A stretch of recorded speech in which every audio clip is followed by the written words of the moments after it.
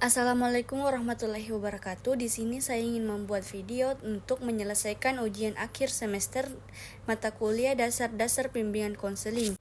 Dosen pengampu Ahmad Harum SPD MPD dan Ibu Kowien Fitri SPD MPD dengan judul materi Landasan Bimbingan dan Konseling Budaya, Ilmiah, Teknologi, dan Pedagogis oleh Siti Suma Syahida dengan NIM 230404500027 dari Prodi Bimbingan dan Konseling jurusan Psikologi Pendidikan dan Bimbingan kelas A tahun 2023. Di sini saya akan menjelaskan dua rumusan masalah, yaitu masalah pertama apa pengertian dari bimbingan dan konseling. Yang kedua adalah apa saja landasan bimbingan dan konseling. A. Pengertian bimbingan dan konseling. Bimbingan dan konseling merupakan terjemahan dari kata guidance dan counseling dalam bahasa Inggris. Arti dari kedua istilah itu baru dapat ditangkap dengan tepat bila ditinjau apa yang dimaksud dengan kedua kata asli dalam bahasa Inggris. Dalam kamus bahasa Inggris, guidance dikaitkan dengan dasar guides, yang artinya menunjukkan jalan, memimpin, menuntun, memberikan petunjuk, mengatur dan mengarahkan atau memberikan nasihat.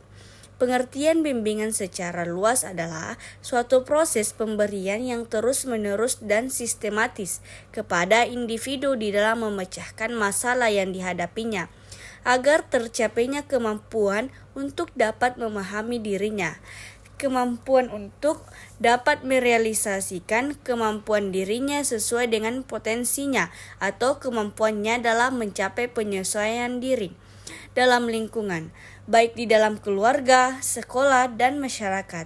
Sedangkan konseling adalah pertemuan empat mata antara konselor dan konseling yang berisi usaha yang unik dan manusiawi, yang dilakukan dalam suasana keahlian dan yang didasarkan atas norma-norma yang berlaku. Selanjutnya kita akan membahas landasan bimbingan dan konseling. Ada beberapa aspek yang mendasari pengembangan layanan bimbingan dan konseling. Yang pertama ada landasan sosial budaya. Di landasan sosial budaya atau biasa disebut kultural merupakan landasan yang dapat memberikan pemahaman kepada konselor tentang dimensi sosial dan budaya sebagai faktor yang mempengaruhi perilaku individu. Dalam proses konseling, komunikasi interpersonal antara konselor dengan klien pasti akan terjadi dalam proses konseling. Tentunya konselor dan klien memiliki latar belakang sosial dan budaya yang berbeda. Pederso dalam Prayitno tahun 2003 mengemukakan 5 macam sumber hambatan yang mungkin timbul dalam komunikasi sosial dan penyesuaian diri antara budaya, yaitu pertama, perbedaan bahasa. Kurangnya penguasaan bahasa yang digunakan oleh pihak-pihak yang berkomunikasi dapat menimbulkan kesalahpahaman. Yang kedua ada komunikasi nonverbal. Bahasa nonverbal pun seringkali memiliki makna yang berbeda-beda dan bahkan mungkin bertolak belakang. Yang ketiga ada stereotipe. Stereotip cenderung menyertakan sifat-sifat individu atau golongan tertentu berdasarkan prasangka subjektif yang biasanya tidak tepat. Yang keempat ada kecenderungan menilai. Penilaian terhadap orang lain di samping dapat menghasilkan penilaian positif, tetapi tidak sedikit pula menimbulkan reaksi-reaksi negatif. Yang kelima ada kecemasan. Kecemasan muncul ketika seorang individu memasuki lingkungan budaya lain yang unsur-unsurnya dirasakan asing. Landasan sosial ini menunjukkan pentingnya gambaran aspek-aspek sosial yang mewarnai kehidupan seorang peserta didik. Nah, yang kedua ada landasan ilmiah dan teknologi. Dengan adanya landasan ilmiah dan teknologi ini, konselor berperan pula sebagai ilmuwan sebagaimana dikemukakan oleh Michael Daniel dalam Prayitno tahun 2003. Sebagai ilmuwan, konselor harus mampu mengembangkan guru BK maupun guru mata pelajaran. Disarankan untuk mengatasi keterampilan penggunaan teknologi modern karena dunia maya akan menjadi peluang untuk dapat digunakan sebagaimana media dalam layanan bimbingan dan konseling.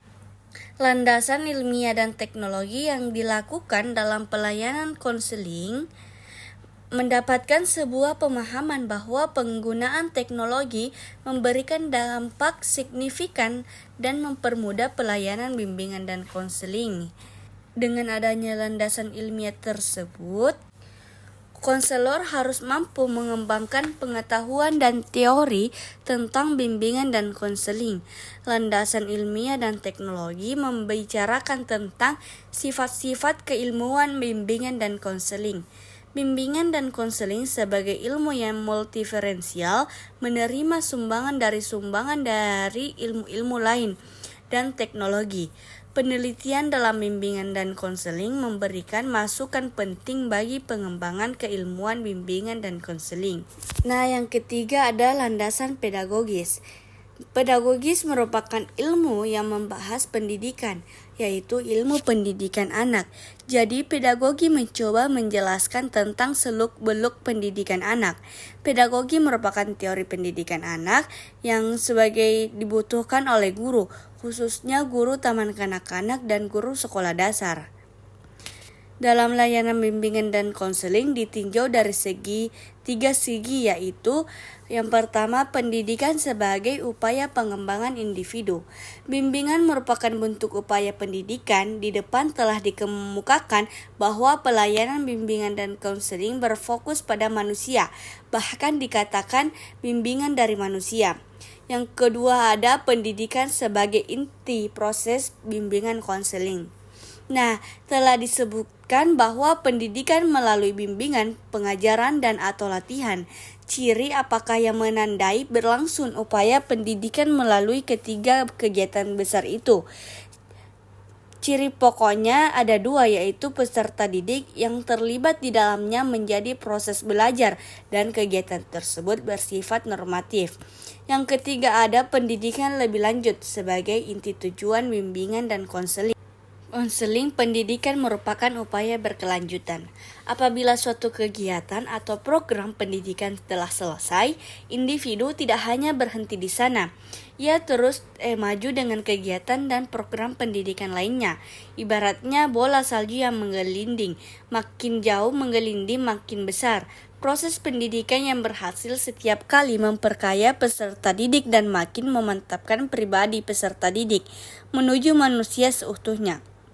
Dengan demikian pula, dengan hasil bimbingan dan konseling, pelayanan itu tidak hanya berhenti sampai pada pencapaian hasil itu saja, melainkan perlu digelindingkan untuk mencapai hasil-hasil berikutnya. Oleh karena itu, tidak dikenal istilah bimbingan dan konseling berkelanjutan dalam arti membimbing individu yang sama terus-menerus. Sebagai kesimpulannya, bimbingan dan konseling adalah dua pendekatan yang berbeda, tetapi keduanya memiliki tujuan yang sama, yaitu membantu individu mencapai kesejahteraan dan perkembangan pribadi yang maksimal.